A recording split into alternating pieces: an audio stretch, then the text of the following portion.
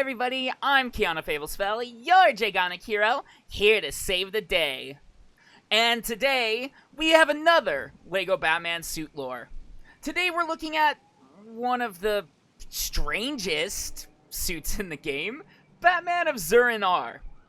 If you guys like what you see, and you want to see more, and you've been enjoying these LEGO Batman videos, be sure to hit the like button, comment, and, you keep coming back for more, why not subscribe? It really helps me out a lot.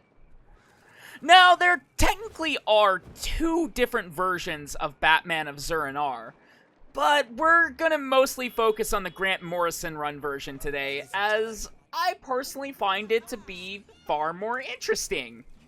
That doesn't mean, however, that we won't talk about the other, we're not gonna focus on it. We'll just go over it very briefly. Now, if you're curious or you want to read the comics that we're going to cover today, you can pick up the entire story in two different graphic novels. The first is Batman the Black Glove, and then the second is Batman R.I.P. Now, if you just want to read the issues separately, you can read issues 667 to 675 of the original 1940 to 2011 Batman comic run, which then leads directly into Batman R.I.P., which are issues 676 to 681. I think today's story is going to be really cool because a large part of what Morrison does here is he takes a lot of pre-crisis things, such as the Club of Heroes, and he connects it to post-crisis, which is awesome in my opinion. I think it was really cool how he made it work, taking the campy of Silver Age Batman and mixing it with the gritty of the mid-2000s. Before we get into Morrison's run, though, let's cover the basics of Batman of Zur-En-Arrh. Zur-En-Arrh, otherwise known as Tiano, I don't really know how to say it, whatever, comes from the planet X. He was created in 1958 in issue 113 of Batman. In this story, Bruce goes to this other planet, meets the other Batman, and somehow gets powers like Superman? And then, after they save the day, Zur-En-Arrh gives him the Bat Radio device as a parting gift. That's really the last time we ever see this other Batman, ever. I guess we do technically see this character in the 2008 cartoon Batman the Brave and the Bold, because they do adapt this story. And honestly, it was kind of cool, because they got Kevin Conroy to voice Batman of Zur-En-Arrh. So the Morrison run version of Batman of Zur-En-Arrh starts off with this really fun murder mystery as Batman and Robin fly to a mysterious island where a group of international C-list Batman, as Tim puts it, are being gathered by Jonathan Mayhew. The Black Glove are controlling and scheming behind the scenes, pitting good versus evil in a really messed up game of chess. Legionary and Dark Ranger are murdered by Jonathan Mayhew and Wingman, working on behalf of a mysterious group called the Black Glove.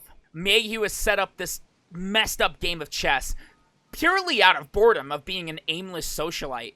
Despite everything, from killer armor to bombs in stomachs, all the way to people being shot, the heroes exit triumphant.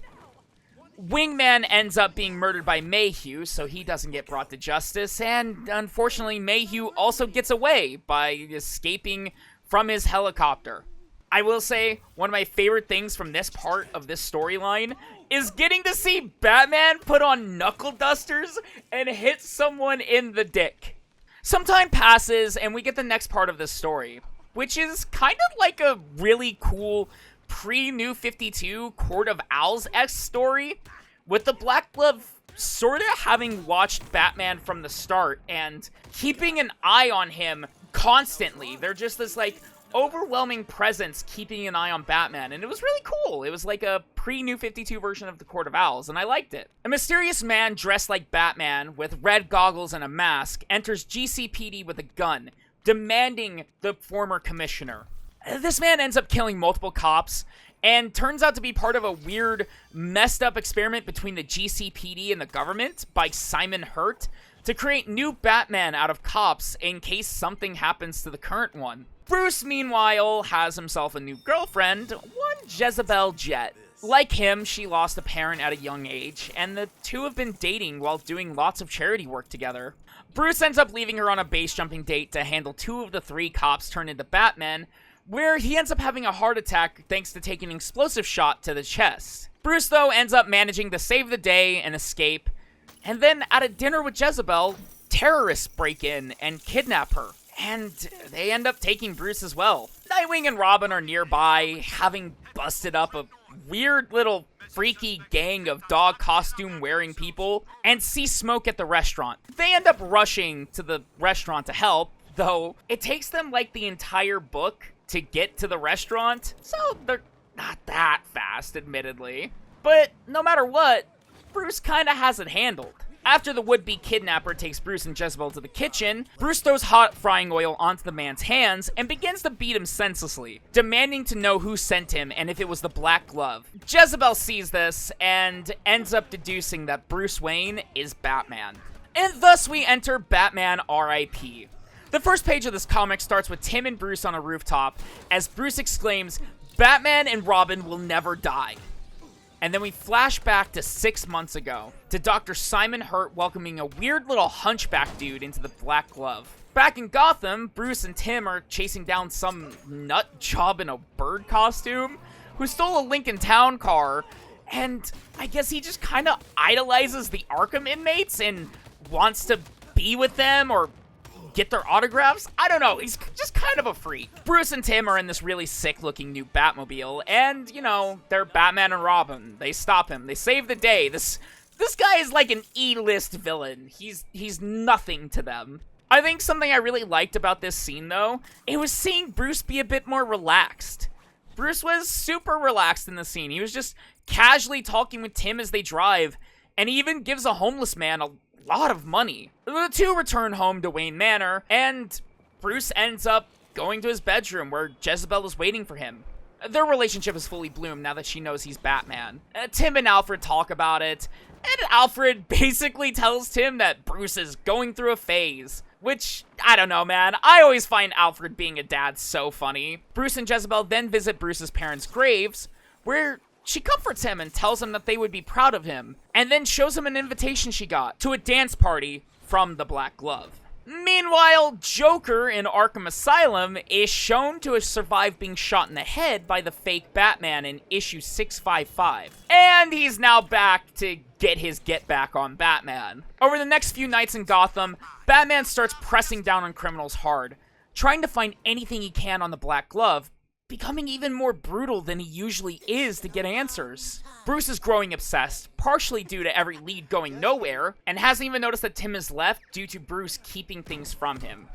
I mean, truly, Father of the Year award, really. Great job, Bruce. You truly are Father of the Year. Off somewhere in Gotham, the Black Glove is meeting. Simon Hurt wants to teach Batman a lesson that he'll never forget, and he orders the other members to target Batman's friends. Bruce takes Jezebel to a Batcave. Jezebel's been looking into the Black Glove and can't find anything, so she believes that she and Bruce will just have to go to the party. Bruce is very against the idea and doesn't want to put themselves in the midst of the group who sent John Mayhew to try and kill him and the other Batman, and he wants Jezebel to stay away from him until the Black Glove are handled for her own safety. Jezebel starts to tell Bruce that he's kind of crazy for his nighttime activities, and then starts this weird little gaslighting thing, saying that she loves him and that his sons are too scared and don't really love him enough to tell him what she's gonna tell him, and that she doesn't think he's well mentally, which, admittedly, Bruce isn't, but kinda weird, Jezebel, kinda weird. She asks Bruce, what if he is the Black Glove? Saying that he might not know it, but if someone is matching wits with Bruce, what if the only person that can is himself? He thinks this over, and as he does, he looks at his computer screens, and all he sees is static. Jezebel tells him that there's something on it, and he asks her to tell him what it is. And she tells him that it says Zur-En-Arrh. Bruce then collapses as the Black Glove rush in and surround them and also attack Alfred. And this is kind of where this comic starts getting really dark. So, content warning for like a whole lot of things like drugs and mental health issues and things like that. The Black Gloves start going after Batman's allies, attacking Robin and Nightwing, and Bruce wakes up drugged out of his mind in Gotham, walking around with the homeless man he gave money to before, with no memories at all. At the end of the day, he ends up running into other homeless men who state that the man he'd been with all day had died the previous day. and that he was just imagining things. Robin has been avoiding the Black Glove and has made it to a checkpoint and tries to check in with Grayson, who was attacked by an assassin and unfortunately taken to the Black Glove. He's now put into a straitjacket and being kept drugged to the point of frothing at the mouth. While in the streets, Bruce gathers a bunch of clothing and materials and begins repeating the phrase Zur-En-Arrh to himself while sewing something together. He holds the bat radio in his hands and states, "I am the Batman. The Batman of Zur-En-Arrh," and reveals that he remade the costume that the Planet X Batman wore all those years ago. This Batman is absolutely out of his mind and goes on a spree on criminals, becoming much more brutal and absolutely insane, to the point that he starts conversing with Batmite. Yeah, Batmite, the being from the 5th dimension? Yeah, that one. Batman and Batmite begin conversing, where Batman reveals that all those years ago when Batman did his little isolation experiment to try and understand the Joker, Dr. Hurt inducted a trigger phrase, which was Zur-En-Arrh, which it was meant to completely switch off Batman. But Bruce instead, prepared for being psychologically compromised, creates a backup identity based off of the Batman of Zur-En-Arrh that he met years ago. Dude, come on, Bruce. That's copyright infringement, man. Or would the Batman of Planet X be copyright infringing? I feel like this is an answer I don't really have the answers to. Well, Bruce is out of his mind. Robin is hiding out, reaching out to Knight and his sidekick Squire from the Club of Heroes, stating that Batman is in trouble and that there's a club of villains. Knight then reaches back out to the remaining C-lister Batman around the world to enlist their help in saving Batman. While Zur-En-Arrh is attacking a member of the Black Glove, Gordon goes to investigate Wayne Manor, needing to speak to Bruce. As he and another officer enter, they end up finding Sombrero's calling card on the floor of Wayne Manor. The other officer goes to pick it up, which ends up activating a booby trap set up by Sombrero. The other officer is shot 3 times in the head with arrows, and Gordon is then captured by the Black Glove as well. The Black Glove are torturing Alfred, and Hurt is calling Alfred a betrayer, saying that the usurper was never his son, that he was Alfred and Martha's son, and just kind of seems like he weirdly believes that he's Thomas Wayne. I don't know, man. It's really strange. Back with good old Bruce, he has Charlie, one of the Black Glove members, tied up. He's monologuing at him, telling him that the Black Glove used him as bait, that they laid a trap for Bruce Wayne, but not for the Batman of Zur-En-Arrh. He picks up a baseball bat and starts to demand answers from Charlie. And when he doesn't get them, well, he starts to torture him with the bat. The Black Glove are preparing their endgame, a game of life and death at Arkham Asylum. Joker is now involved, waiting for them to deliver him Robin. Jezebel is captured and tied to a chair, and Dick is strapped down to a surgery table, preparing to be experimented on. Joker, however, has taken things into his own hands, as he just finds it naturally funny. He interrupts the Black Glove, hanging Sombrero and dropping him through a window. Zur-En-Arrh during this is attacking through thugs and just loudly making his presence known, with Batmite no longer able to follow him. And Gordon? Well, Gordon's busy playing a messed up version of Home Alone until he's saved by Talia al Ghul, Damian Wayne, and the League of Assassins. Zur-En-Arrh makes his way through the madhouse, eventually running into the Joker. They begin to fight as Joker tells Zur-En-Arrh that it's funny to him that this all started because Bruce wanted to know what it was like to be in the mind of the Joker, and that it would take a lot more than that to understand his twisted, little messed up mind. Joker and the Black Glove begin to make him think that Jezebel is being murdered, but it's revealed to be their last trick. Jezebel was never Bruce's girlfriend. Not truly. She was always part of the Black Glove schemes to break Bruce, because she herself is a member of the Black Glove. As Bruce is captured, back in Gotham, Tim is getting jumped by members of the Black Glove, trying to take him to Arkham as well. He nearly gets captured before the new Dark Ranger arrives and saves Tim. All of the remaining Club of Heroes members arrive to help out Tim with saving the city. We go back to Arkham, where we find out that the Black Glove have buried Bruce alive with 30 minutes of air in his coffin. Joker laughs, though, betting that Batman will rise out of that grave and hunt them down like the dogs they all are. Joker shows them the radio Bruce had, which was modified to send signals instead of receive. At the Batcave, a security initiate override for Arkham begins. Inside of Arkham, Dick is about to be given a lobotomy, but, you know, Dick Grayson, being the wicked guy he is, shoots up and grabs the man's arm, stopping him from giving him the lobotomy and freeing himself. Outside, though, Joker's bet has gone right. Batman rises from the grave. Now in his actual costume. I don't really know when that switch happened, but sure! I guess I can believe that the Black Glove are freaks enough to strip Bruce down and change his clothes. The Black Gloves start to truly realize how screwed they are, as they realize that Arkham is no longer under their control. Joker takes his leave, and lets Batman have his fun with them. Batman begins to recount Jezebel's origin, telling her all the messed up things from her past. He knew for a bit, having figured it out when she told him that she understood. He tells her that he took the letter her mother wrote her from death row, and that she'll never get it back. Jezebel absolutely crashes out, and tries to be petty, telling Bruce that he'll never love anyone, or trust a woman ever again.